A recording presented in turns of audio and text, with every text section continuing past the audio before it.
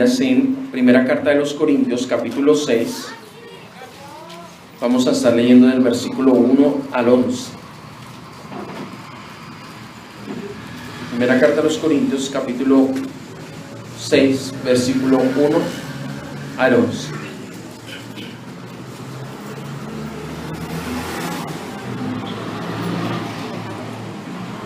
Dice la palabra del Señor: ¿Osa alguno de vosotros, cuando tiene algo contra otro, ir a juicio delante de los injustos y no delante de los santos? ¿O no sabéis que los santos han de juzgar al mundo? Y si el mundo ha de ser juzgado por vosotros, ¿sois indignos de juzgar cosas muy pequeñas? ¿O no sabéis que hemos de juzgar a los ángeles? ¿Cuánto más las cosas de esta vida? Si pues tenéis juicios sobre cosas de esta vida, ¿ponéis para juzgar a los que son de menor estima en la iglesia? Para avergonzaros lo digo, pues que no hay entre vosotros sabio, ni aun uno que pueda juzgar entre sus hermanos, sino que el hermano con el hermano pleitea en juicio, y esto ante los incrédulos. Así que por cierto, es ya una falta en vosotros que tengáis pleitos entre vosotros mismos. ¿Por qué no sufrís más bien el agravio? ¿Por qué no sufrís más bien el ser defraudados? Pero vosotros cometéis el agravio y defraudáis, y esto a los hermanos. ¿No sabéis que los injustos no heredarán el reino de Dios? No erréis, ni los fornicarios, ni los idólatras, ni los adúlteros, ni los afeminados, ni los que se echan con varones, ni los ladrones, ni los ávaros, ni los borrachos, ni los maldicientes, ni los estafadores heredarán el reino de Dios. Y esto erais algunos, mas ya habéis sido lavados, ya habéis sido santificados, ya habéis sido justificados en el nombre del Señor Jesús y por el Espíritu de nuestro Dios. Amén. Oremos. Padre, te damos gracias en esta mañana una vez más por permitirnos venir delante de ti, Señor. Hoy queremos presentarnos delante de ti atentos, con una actitud de adoración frente a tu palabra, con una actitud de adoración frente a lo que tú nos enseñas. Señor, somos pecadores. Nuestro corazón, Señor, no es completamente recto para contigo. Solamente tú, que has hecho la obra en nosotros, has cambiado este corazón y has puesto un corazón de carne, Señor. Pero, Señor, aún luchamos contra ese remanente de pecado. Te rogamos que a través de tu palabra seamos confrontados, a través de tu palabra seamos convencidos, que tu palabra nos persuada a la santidad, a la justicia, a la verdad, a vivir, Señor, justa y piadosamente. Que tu palabra, Señor, quite todo argumento, toda altivez que se levanta contra el conocimiento tuyo, Señor, que haya en nuestras mentes, y que podamos ser vencidos por tu palabra, de tal manera que hagamos solamente lo que tu palabra nos dice. Te rogamos por aquellos que no te han conocido, que están en este lugar, que tengas misericordia, que ellos entiendan que son responsables frente a ti, que ellos comprendan su condición de pecado, su condición de condenados, y que puedan hoy venir a Cristo, Señor, que puedan hoy ver la salvación tan grande que tú has dado, Señor. Padre, gracias te damos, y a ti sea la gloria, a ti sea la honra, solo a ti, Señor, sea la alabanza y la adoración, porque solo tú eres digno de ella, no hay nadie más en la tierra. Esta es tu palabra, esta ha sido inspirada por ti, Señor, y hoy queremos que sea predicada por el poder de tu Espíritu Santo, para gloria de tu nombre. Gracias te damos, Señor, en Cristo Jesús. Amén. Amén. He titulado, mis hermanos, a este sermón de esta mañana, un reino distinto con costumbres distintas. Un reino distinto con costumbres distintas. Cuando nosotros llegamos a la vida cristiana, normalmente lo que hacemos es que traemos todo el pensamiento secular. Cuando llegamos a la vida cristiana, arrastramos en nuestras mentes y corazones todas las costumbres que hemos adquirido en el mundo. Nuestra mente, aunque ha sido transformada por Dios, necesita ser renovada, porque todavía seguimos pensando como el mundo piensa. E incluso puedo decir que pueden pasar años y todavía en nosotros, en nuestras mentes y corazones, hay vestigios de ese pensamiento, de esa filosofía que encontramos afuera. Costumbres, pensamientos, prácticas, todas aquellas cosas que estábamos acostumbrados en el mundo. Por eso, creo yo, usted se ha dado cuenta, siempre que venimos a la iglesia, siempre estamos aprendiendo. Y siempre necesitamos seguir aprendiendo. Siempre necesitamos de parte de Dios la enseñanza. Y algo que sucede normalmente y nos hemos podido dar cuenta es que necesitamos ser instruidos una y otra vez en las mismas cosas. Es decir, necesitamos que se nos repitan quizás varias veces algunas cosas hasta que finalmente comprendamos de manera espiritual que en Dios las cosas son distintas. El reino de Dios es distinto. Usted recuerda las parábolas. El Señor usaba casi siempre una frase que decía: el reino de Dios es como, y usaba ¿qué? Parábolas, para enseñarnos que en el reino de Dios las cosas son distintas a lo que el mundo hace, para enseñarnos a través de sus palabras que el Señor nos ha llamado a un reino que no se parece a nada de lo que conocemos, con unos valores totalmente distintos. Las cosas en el reino de Dios, y específicamente, como va a ser nuestro tema, las cosas en la iglesia se manejan de manera distinta a lo que se hace en el mundo. Hace 15 días, hablábamos de lo que Dios ha hecho en la iglesia y de cómo funcionan también las cosas en la iglesia. Hablábamos de un caso de inmoralidad, ¿recuerdan? En el capítulo 5, Pablo habla de un caso de inmoralidad y hablábamos de cómo en el mundo la gente peca y nadie dice nada. Pero el Señor nos dice, en la iglesia no es así. Vamos a entrar en un caso muy parecido que estaba sucediendo en la iglesia de los Corintios. Y este tiene que ver con unos problemas que se presentaron en la iglesia entre algunos hermanos. Algunos, específicamente, Pablo llama algunos pleitos. Pero debemos abordarlos entendiendo que, aunque en el mundo hayan pleitos, el mundo manejará sus pleitos de una manera. Y en la iglesia se manejan los pleitos de otra manera distinta. Eso es lo que nos va a enseñar el Señor. Él es el rey. Recuerden, ¿quién es el reino? ¿Quién es el rey de este reino? Cristo es el rey. Y como rey, Él ha determinado todas las cosas dentro de su reino. Él ha establecido sus leyes en su reino. Por eso es que usted y yo necesitamos aprender. Por eso es que usted y yo necesitamos confrontarnos constantemente con la Escritura para acostumbrarnos a lo que Él ha revelado es su reino y las cosas en su reino, como Él nos dice que debemos manejarlas. En algunas culturas hay algunas cosas que son distintas unas culturas de otras. Si usted va a Francia y usted le hace a una persona así, no le está diciendo bien hecho o ok, le está diciendo usted es un inútil. ¿cierto? Está mostrando un 0, diciéndole usted es un inútil, usted no sirve para nada.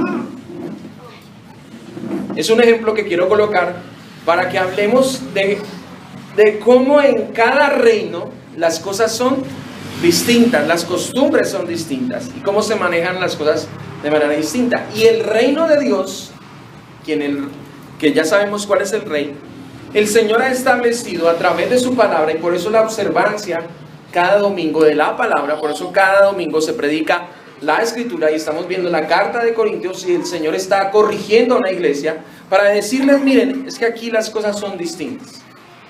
Pablo nos va a hablar de dos tipos de personas que vemos aquí: los incrédulos y los santos.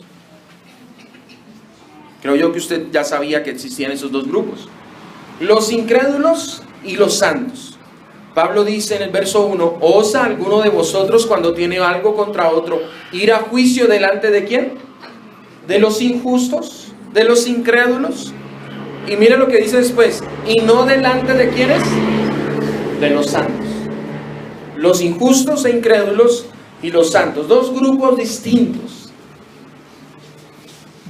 Y ellos estaban manejando esto de una manera errada. Para entrar a analizar lo que estaba sucediendo en la iglesia, quiero tocar un primer punto que encuentro allí y es el problema. ¿Cuál es el problema que había en la iglesia de Corinto? El problema en sí eran los pleitos. Dice en el verso 1, tiene algo contra otro. Dice, ¿osa alguno de vosotros cuando tiene algo contra otro? ¿Tenían qué? Algo, alguna situación, algún asunto contra otro. Dice en el verso 6, sino que el hermano con el hermano que pleitea. ¿Qué tenían entre ellos?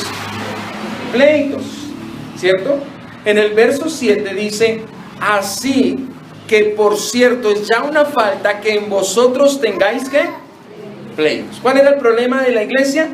Entre ellos estaban teniendo pleitos.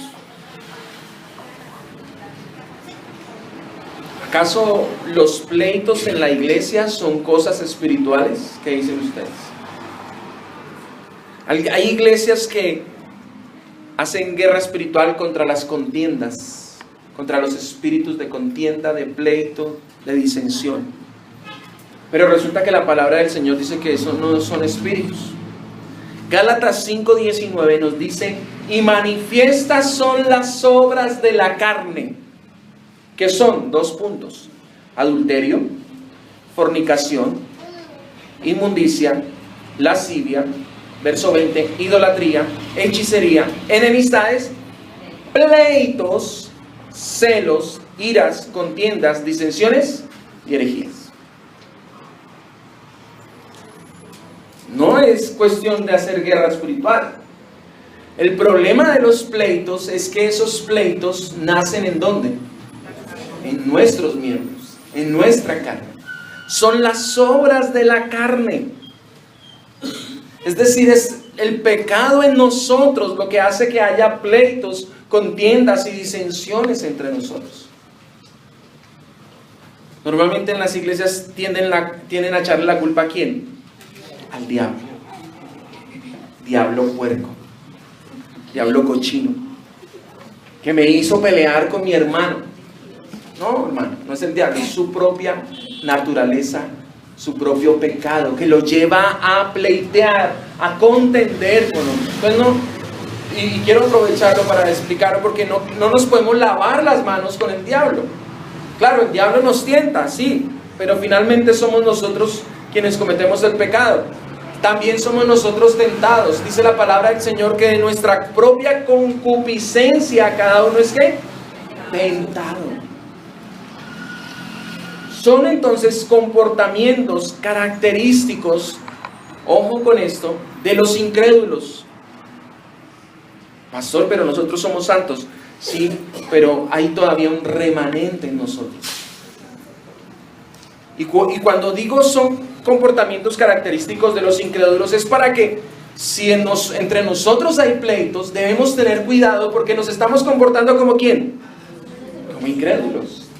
Pablo dice, de por sí ya es una falta que entre ustedes haya pleitos. Es el pecado, mis hermanos. Y es este pecado que nos va a llevar a nosotros a tener contiendas. Santiago nos dice de dónde vienen los pleitos. Vaya conmigo a Santiago 4:1.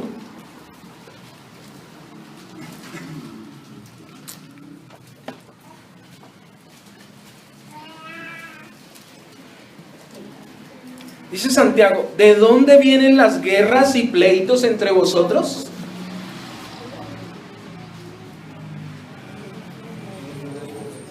Y él contesta de manera retórica, diciendo, ¿no es de vuestras pasiones?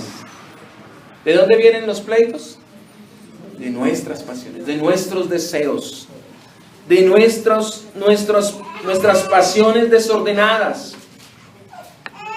Eso somos nosotros, mis hermanos. Y luchamos contra eso. Por eso Santiago dice que son, dice, de vuestras pasiones, las cuales combaten. ¿En quién? En vuestros miembros. Combatimos con eso. ¿Batalla usted contra su mal genio? No es el único. Tranquilo, no es el único. ¿Batalla usted contra sus pecados? Todos batallamos. Esa es la vida del cristiano. Pelea, pelea y pelea todo el tiempo. No, claro, no contra el hermano, contra usted mismo. Es batallar todo el tiempo contra nosotros, porque son las obras de la carne, es el remanente que queda en nosotros, que nos lleva y lo con el cual luchamos siempre. La Escritura nos dice que es imposible, óigame bien, que en la iglesia no haya pleitos. Es decir, usted a cualquier iglesia que vaya, tranquilo, allá hay otro que lo está esperando. Otro igualitico a usted o peor que lo está esperando. Todas las iglesias entre ellos tienen pleitos. Ahora, es normal en el sentido de que todavía tenemos algo del remanente, pero debiera no ser normal en el sentido de que debiéramos mortificar nuestra carne. Cuando el hermano quizás en su ira me dijo algo ofensivo, ¿yo qué debiera hacer? Callar. Tener un espíritu de mansedumbre, de amor y dominio propio, y no decirle nada a mi hermano. Eso es lo correcto. Sin embargo, sabemos que en la iglesia hay pleitos. Lo vemos en la iglesia de Corinto. Y si usted ve el capítulo 1 de Corinto, Pablo, ¿cómo les llama? Dice allí el verso 2, a la iglesia de Dios que está en Corinto, a los santificados. ¿Cómo los llama? Él no le está hablando a incrédulos. Él no le está hablando a pecadores, a pecadores inmundos ahí, no, él está hablándole a santos. A santos. Pero esos santos no son santurrones, como el mundo lo quiere hacer ver, sino que son santos que todavía combaten ¿con qué? Contra el pecado. Esa es la iglesia, mis hermanos.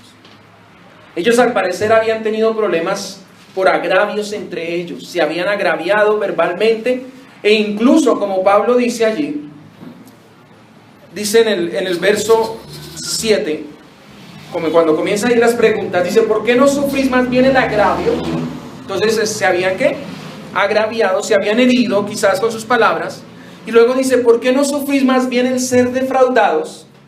Parece ser, y en el griego mirando esa palabra, parece ser que habían tenido problemas económicos entre ellos. Parece que se habían prestado plata o no sé qué negocio habían sido, pero alguno había quedado mal. Porque esa palabra defraudar está hablando en términos económicos. ¿Y quién no ha tenido peleas por plata? Con su familia, con sus amigos, ¿y en la iglesia será que es distinto? No. Ese es el problema de la iglesia de Corinto. Vamos a mirar la manera incorrecta en que ellos estaban manejando este problema. Dice la palabra del Señor que dice en el verso 1, ¿osa alguno de vosotros cuando tiene algo contra otro ir a juicio delante de quién? ¿A dónde estaban yendo ellos a solucionar sus problemas?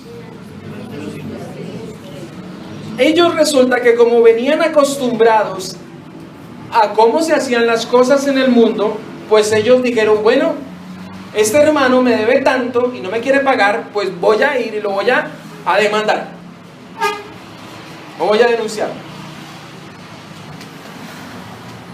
Ellos estaban llevando sus problemas y se los estaban llevando a los jueces seculares. Ellos estaban llevando sus asuntos como lo habían llevado quizás años atrás. Recuerde que Pablo estuvo con ellos año y medio. No sabemos exactamente cuánto pasó entre ese tiempo que estuvo Pablo y esta carta que escribe, pero quizás algunos años, pero ellos se siguieron acostumbrados a hacer las cosas como las hacían antes. Llevaban sus problemas ante los incrédulos. Pero resulta que Pablo les dice, es que ustedes ya no están en el mundo, ahora están en el reino de Dios. Y ahora entonces hay que proceder de manera distinta. Ellos estaban entonces llevando sus asuntos allí, dice el verso 6, sino que con el hermano pleitea en juicio, y esto ante los incrédulos. Es tan terrible lo que ellos estaban haciendo, que Pablo les dice que es una vergüenza. Ahorita lo vamos a mirar. Es una vergüenza que un creyente lleve a juicio a otro creyente ante los incrédulos. Es una vergüenza. En el verso 4 dice, ¿ponéis para juzgar a los que son de menor estima en la iglesia? Pablo les está diciendo, ustedes ponen a juzgar a los que no son calificados, que asisten a la iglesia, que no han conocido al Señor. ¿A ustedes les parece correcto poner a juzgar a esas personas? Entonces yo diría, no, pues claro, no. Entonces, ¿por qué si lo hacen con otros incrédulos? Porque si van ante otros incrédulos y les ponen sus problemas para que esos incrédulos se los resuelvan. Eso mismo hicieron los judíos con Pablo. Vaya conmigo a Hechos 18:12.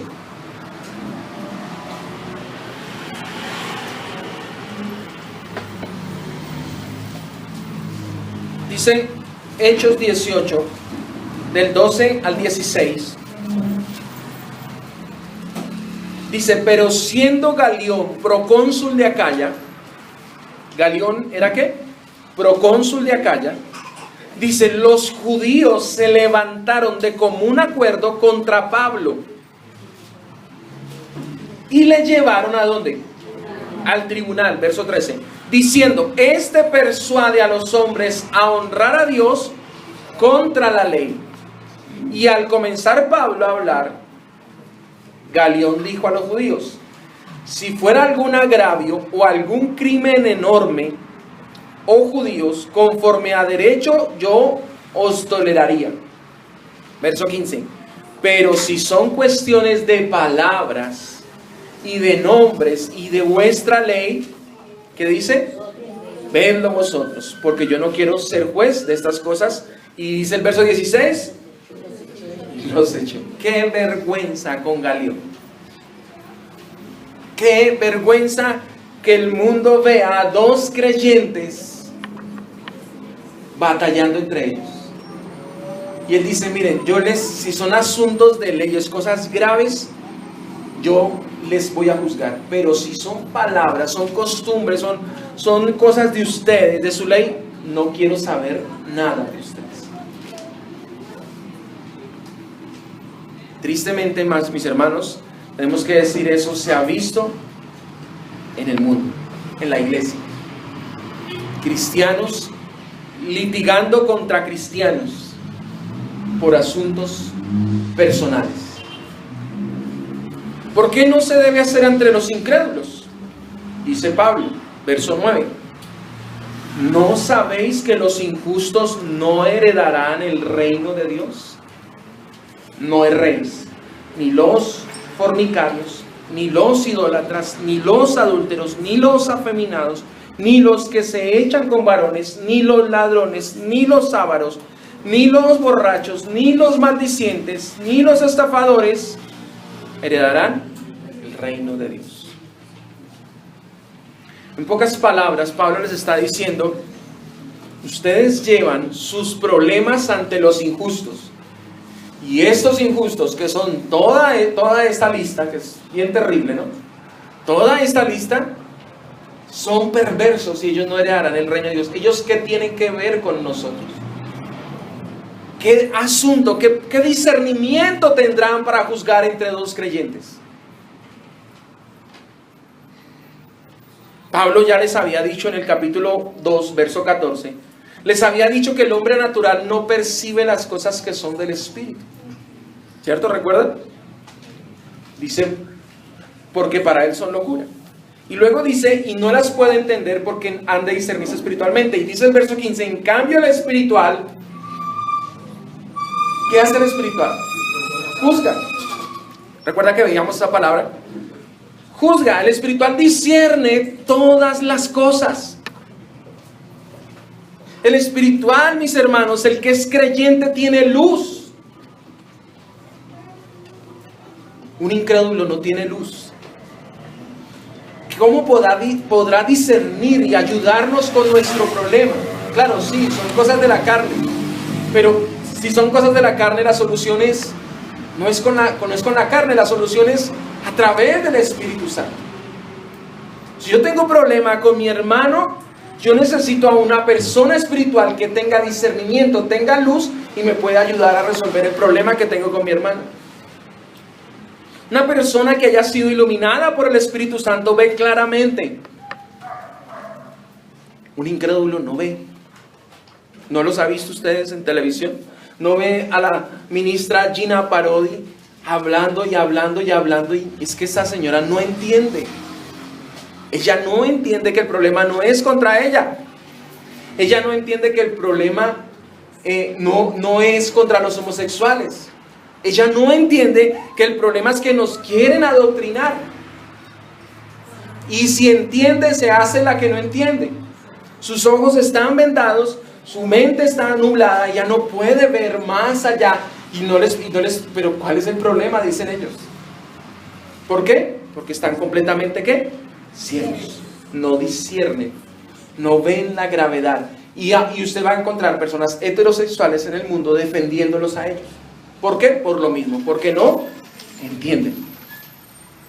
Ay, pero qué tanto problema ustedes por una cartilla. No se ponga a pelear contra un incrédulo. Puede que él sea heterosexual. Puede que él tenga esposo, ¿cierto? Y bien, normal dentro de él. Pero si esa persona es porque ya no entiende. No ha comprendido.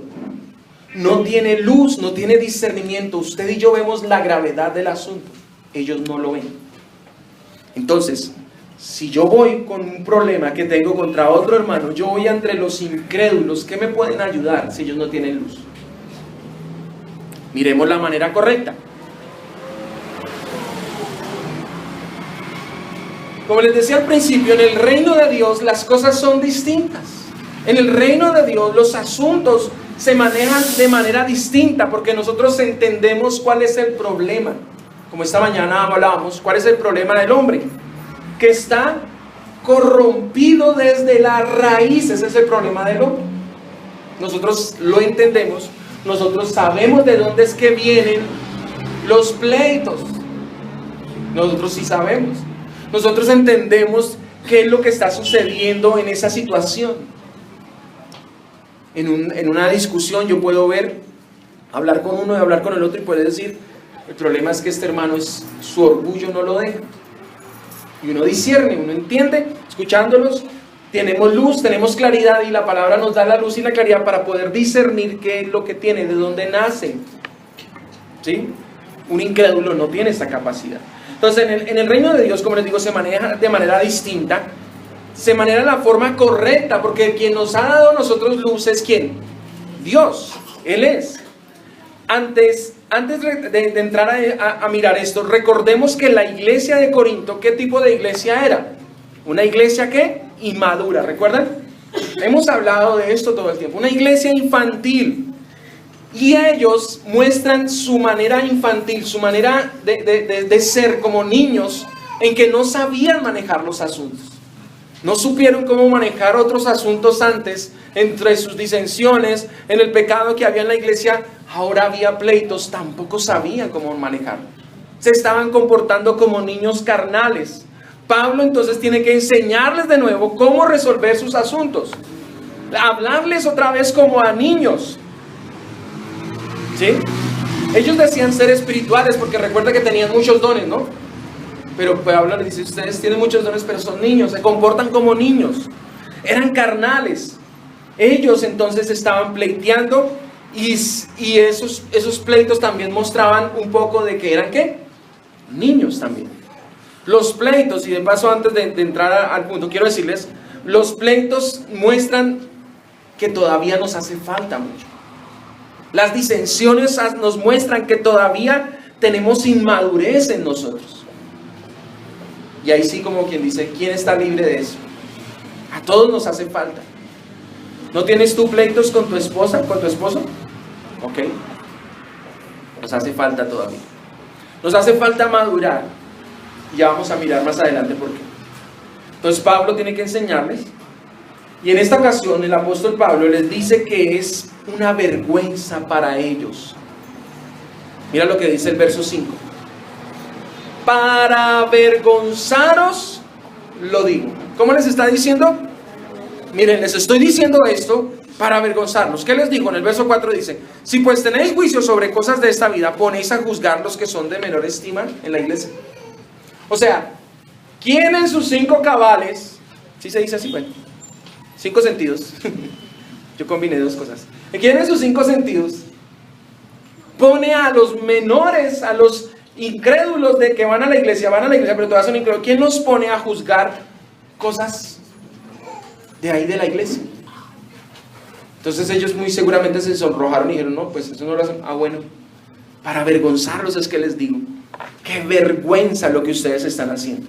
En el verso 4 les dice, no escribo esto, perdón, en el capítulo 4, verso 14 se les había dicho que les escribía no para avergonzarlos, pero esta vez sí les está diciendo que quiere avergonzarlos. Miren lo que dice el 4:14, no escribo esto para avergonzaros, pero aquí en el verso, en el 6:4, en el 6:5 les dice, para avergonzaros es que les digo.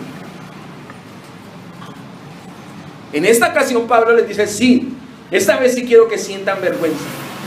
Esta vez sí quiero que ustedes se confronten con ustedes mismos y les den cuenta que es una vergüenza la actitud de ustedes. Y yo quiero decirle, mis hermanos, tristemente tenemos que decir muchas veces cuando tenemos pleitos, tenemos que llegar a la conclusión, qué vergüenza. Qué vergüenza. Yo he visto, mis hermanos, tristemente, pastores enojados con otros y hablando y enojados, y después uno dice, qué vergüenza, ¿cómo fue a decir eso? He visto cristianos en la misma situación.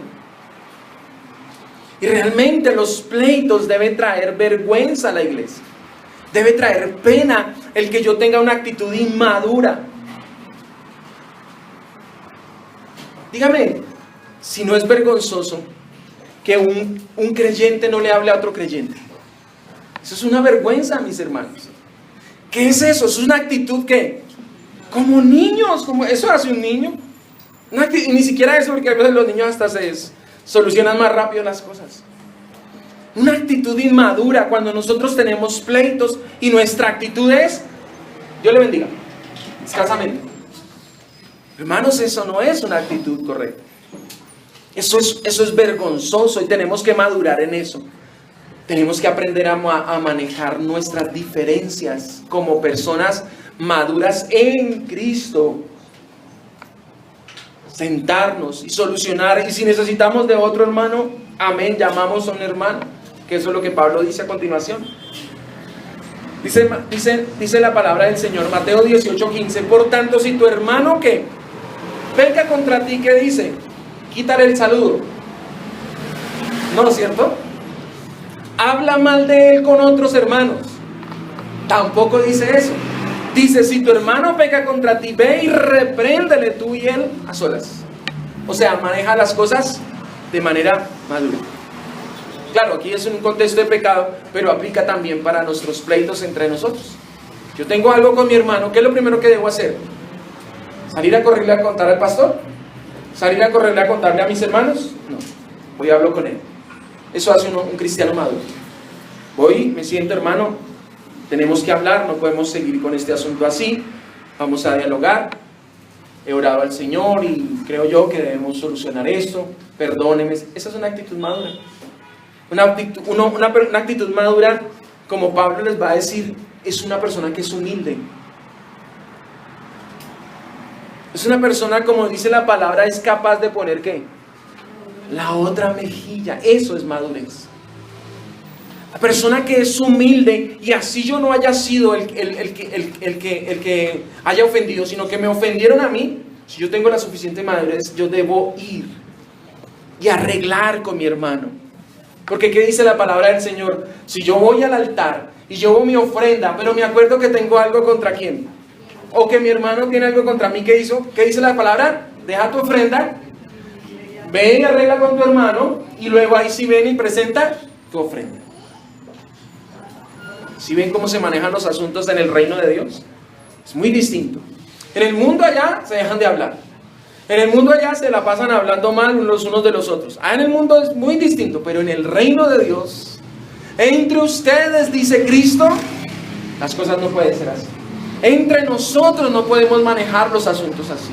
Hay que ser maduros y hablar con el hermano. Si yo hablo con el hermano, pero a pesar de que yo hablo con el hermano, mi hermano no tiene una actitud correcta, ¿qué debo hacer yo? El Señor me dice, llama a otro hermano, y eso es lo que dice Pablo. Mira lo que dice allá en el verso 2.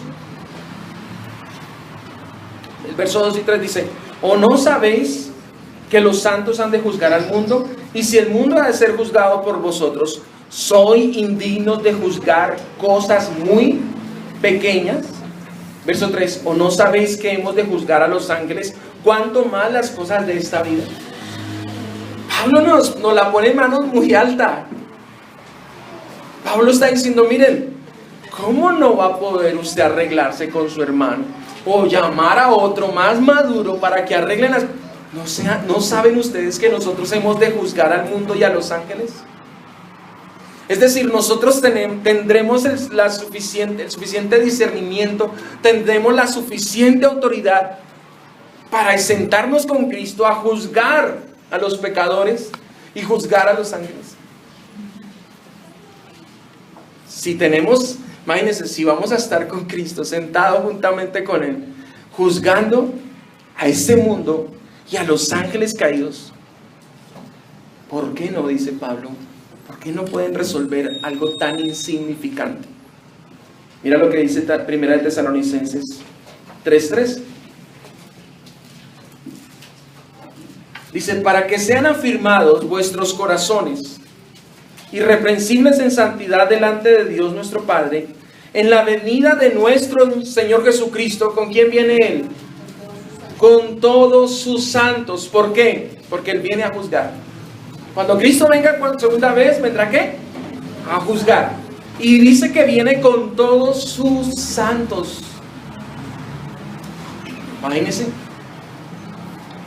Judas, en el verso 14 y 15, dice, Judas 14 y 15, de estos también profetizó Enoc, séptimo desde Adán, diciendo, he aquí vino el Señor con sus santas decenas de millares. ¿Está hablando de quiénes? De los santos. Para hacer ¿qué? Juicio contra todos y dejar convictos a todos los impíos de todas las obras impías que han hecho impíamente y de todas las cosas duras que los pecadores impíos han hablado contra Él. Otra vez, ¿qué nos confirma? Lo que Pablo está diciendo. Nosotros vendremos con el Señor por segunda vez a juzgar al mundo y a los ángeles. Por lo tanto, entonces, lo que se debía hacer en la iglesia, lo correcto en la iglesia es llamar a un hermano maduro a que nos resuelva. Pablo dice en el verso 5, para avergonzaros lo digo, pues no hay entre vosotros sabio. ¿Recuerda que ellos se creían sabios? ¿Recuerda que ellos desde el principio les está diciendo, ¿quién de ustedes es sabio? Ellos se creían sabios. Y bueno, tan sabios que son, que no son capaces de llamar a uno de esos sabios a que les ayude a resolver su asunto. No hay entre ustedes un hermano maduro que pueda juzgar entre sus hermanos. Entonces la manera de resolver, Pablo nos dice, llamen a uno. Pero Pablo nos lleva un poco más allá. El Señor nos quiere llevar un poco más allá y la Escritura siempre nos va a llevar un poco más allá. El Señor no solamente quiere que aprendamos a resolver nuestros asuntos en la iglesia, sino que adicional a esto quiere que nosotros pongamos en práctica todo lo que hemos aprendido de Él. Y Pablo lo dice, míralo como lo dice Pablo, verso 7. Así que por cierto, ya es una falta que en vosotros tengáis pleitos entre vosotros mismos. Ya lo vimos, ¿cierto? Es una falta. Pero luego dice, ¿por qué no sufrís más bien el agravio? ¿Cómo solucionar los asuntos en la iglesia? Pablo nos dice, sufran el asunto. Sufran el agravio. Dice él dice en la continuación, ¿por qué no sufrís más bien el ser defraudados? ¿Qué significa sufrir? Soportar. Soportar el mal genio de mi hermano.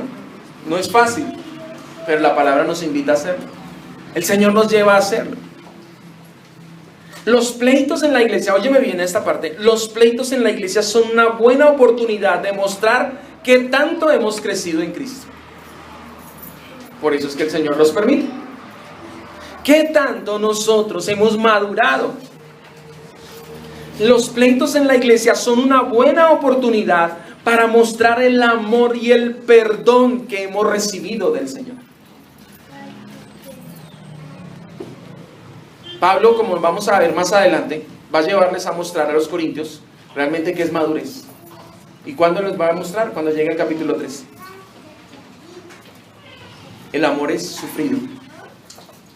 El amor es benigno. El amor no busca lo suyo.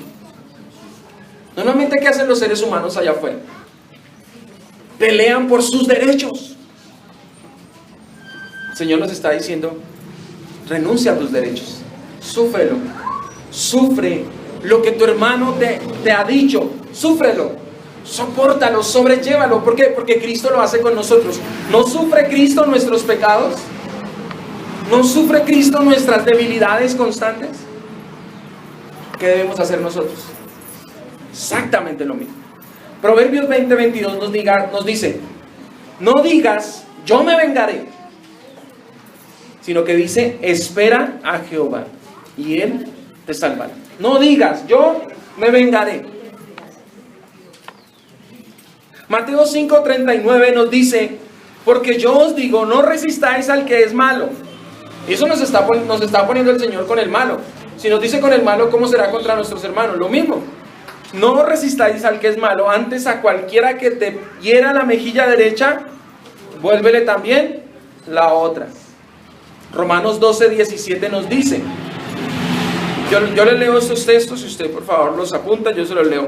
Romanos 12:17 al 19, dice, no paguéis a nadie mal por mal, procurad lo bueno delante de todos los hombres, si es posible, en cuanto dependa de vosotros, estad en paz con todos los hombres. Verso 19, no os venguéis vosotros mismos, amados míos, sino dejad lugar a la ira de Dios, porque Cristo está, mía es la venganza, yo pagaré, dice el Señor. En el contexto del pecado de los hermanos, recuerda que lo vimos la vez pasada, si tu hermano peca contra ti, en ese contexto, más adelante el apóstol Pedro le dice al Señor. Entonces Pedro se acercó y le dijo, Señor, ¿cuántas veces perdonaré a mi hermano que peque contra mí? ¿Hasta 7? Y ustedes saben la divina respuesta. No te digo hasta 7, sino hasta 70 veces 7. Es decir, todas las veces que sea necesario. ¿Por qué? Porque Dios lo hace así con nosotros. ¿Cuántas veces nos perdona el Señor? Todas las veces que sea necesario. Para que seáis hijos de vuestro Padre, ¿recuerdan? ¿Cómo manifiesta un hijo de Dios que es hijo de Dios? Con su comportamiento. Si tiene un corazón perdonador, ese es un hijo de Dios. ¿Por qué? Ha recibido perdón y sabe perdonar. Si es un hijo que sufre el agravio de los hermanos, está mostrando que el amor de Dios se ha perfeccionado en su corazón. Eso nos lo dice Juan. Dice allá en Juan, ahorita se los digo porque no lo tengo aquí a la mano, más adelante les digo. Dice entonces que debemos sufrir, dice el apóstol Pablo. La invitación entonces del Señor es que perdonemos, que pasemos por alto los agravios. Esto muestra una actitud madura. Pero si quieres ganar el pleito, ¿sabe qué vas a mostrar? La inmadurez. Cuando yo quiero ganar el pleito, y ustedes saben que siempre los pleitos es, yo no me dejo, ¿cierto? Porque ¿qué hay detrás de eso? El orgullo, ¿cierto? Nosotros cuando tenemos esos pleitos, estamos contendiendo porque hay orgullo en nuestro corazón y no queremos perder. No queremos, perdónenme la expresión, que nos vean la cara. Esa es la expresión, ¿no? Yo soy manso, pero no menso, dicen algunos. No queremos perder.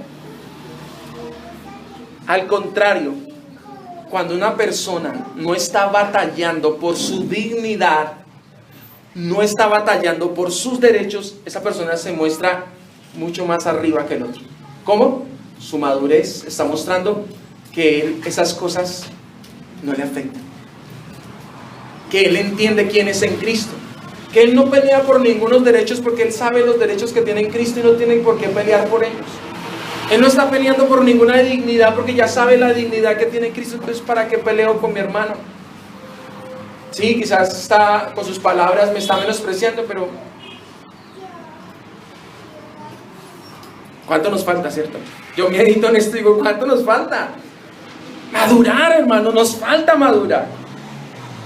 Si perdonas a tu hermano, esto hará que tu hermano que ha pecado contra ti se avergüence. Esa es una promesa de la Escritura.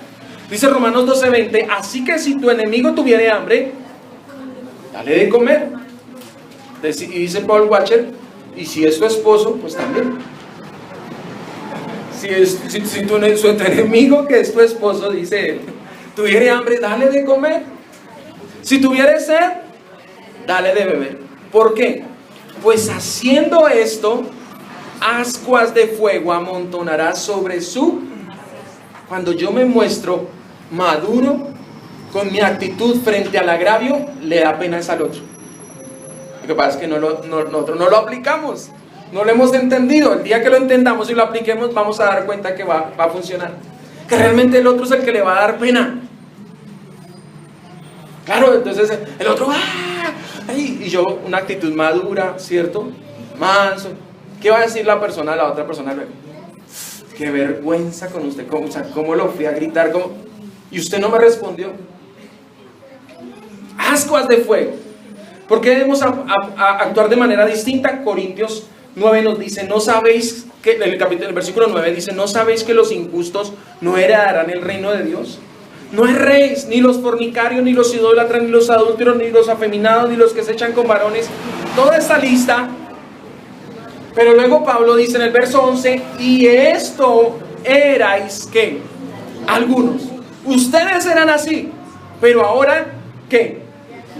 Han sido lavados, han sido santificados, han sido justificados en el nombre del Señor Jesús y por el Espíritu de nuestro Dios, de tal manera que compórtense no como los incrédulos, sino como ¿quiénes? Como los santos. Compórtense como los santos. Ustedes eran esto. Entiendan, ustedes ya no son esto, dice Pablo. Ustedes ya no son como los del mundo. Ustedes son ahora santos de Dios, hijos de Dios. Por tanto deben comportarse como Dios, a la altura. Eso es comportarse a la altura. Sobriamente, por encima del agravio, por encima de las circunstancias. Eso es mostrar la madurez, mis hermanos. Termino con dos aplicaciones prácticas. En primer lugar, quiero decirte, un pleito entre hermanos o esposos no se trata de quién tiene la razón. Un pleito entre hermanos o esposos no se trata de quién tiene la razón. Ese es el problema eterno. Cuando peleas con tu esposo o tu esposa, el problema no es quién tiene la razón. Ese es el problema. Pleiteamos con nuestro hermano, es lo mismo. Ahora, ¿por qué es esto? Esto muestra que somos orgullosos. Cuando yo quiero tener la razón, estoy mostrando mi orgullo. Y yo mismo me digo, yo tengo orgullo. Yo tengo orgullo cuando yo discuto con mi esposa contra un hermano y queriendo tener la razón estoy mostrando que yo tengo orgullo.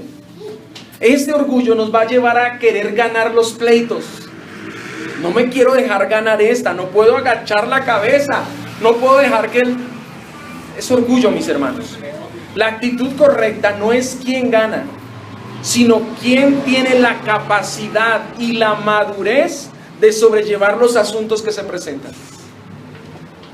Allí sí hay ganancia. Cuando tú muestras madurez, cuando tú muestras sobriedad, estás mostrando la obra de Dios en ti. Y estás glorificando a Dios con esto. ¿Quieres ganar? Te pregunto, ¿quieres ganar? Te voy a mostrar cómo ganar. Primera de Juan 2:10.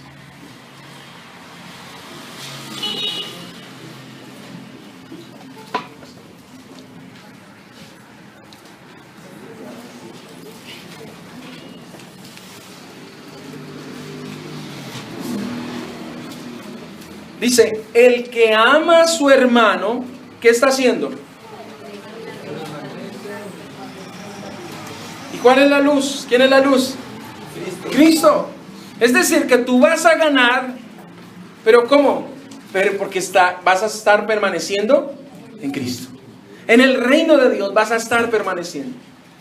Y la escritura más adelante dice, porque el amor cubrirá multitud. ¿Sabes qué nos lleva a hacer el amor? A sobrellevar los pecados de los demás. ¿No sobrellevas tus pecados? ¿No eres misericordioso contigo mismo? La escritura nos dice, así, entonces sélo con los demás. Último lugar, segunda aplicación. Los pleitos y contiendas son una buena oportunidad de medir nuestra madurez, como lo decía hace un rato. Primera de Juan 4:12 nos dice, Primera de Juan 4:12 dice, nadie ha visto jamás a Dios. Si nos amamos unos a otros, ¿qué pasa? Dios permanece en nosotros y su amor, ¿qué? ¿Qué ha pasado cuando tú amas a tu hermano y soportas su pecado? Estás mostrando que el amor de Dios se ha perfeccionado en ti. Amén. Vamos a orar. Padre, te damos gracias en esta hora por la palabra tuya, que es viva y eficaz, es hermosa, Señor. Preciosa tu palabra, Señor, que nos confronta, pero al mismo tiempo nos da la solución. Nos da, Señor, el cómo, Señor, son las cosas en tu reino. ¿Cómo haces tú, Señor? ¿Cómo hiciste para soportar, Señor? Y vemos a través de tu palabra que es el amor tuyo, Señor. Que es esa capacidad de estar por encima, Señor, de la necedad de los hombres. Esa capacidad tuya de soportar, de sobrellevar, Señor, las debilidades de los demás, Señor. Y así nos enseña, Señor, que debemos ser nosotros. Ayúdanos, Padre Santo, a morir a este orgullo que tenemos, Señor, por el medio del cual queremos ganar, Señor. Por medio del cual queremos tener la razón, Señor, y no queremos darle la razón. Ayúdanos a tener humildad. Si nuestro hermano viene y nos confronta en nuestro pecado, ayúdanos a ser humildes, Señor, a recibir esta exhortación, Señor, para que nuestras buenas obras muestren, Señor, esa humildad, para que nuestra actitud muestre la obra que tú has hecho en nuestros corazones, Señor. Ayúdanos a vencer cada día. Ayúdanos, bendito Dios, a no comportarnos como los incrédulos, como los injustos, sino al contrario, mostrar la obra tuya en nuestras vidas, Señor, para mostrar que hemos sido redimidos por Cristo, que hemos sido salvados y que ahora pertenecemos a un reino distinto donde las cosas se hacen de manera distinta. Padre, gracias te damos. A ti sea la gloria, la honra, la alabanza, la adoración, Padre, en Cristo Jesús nuestro Señor. Amén.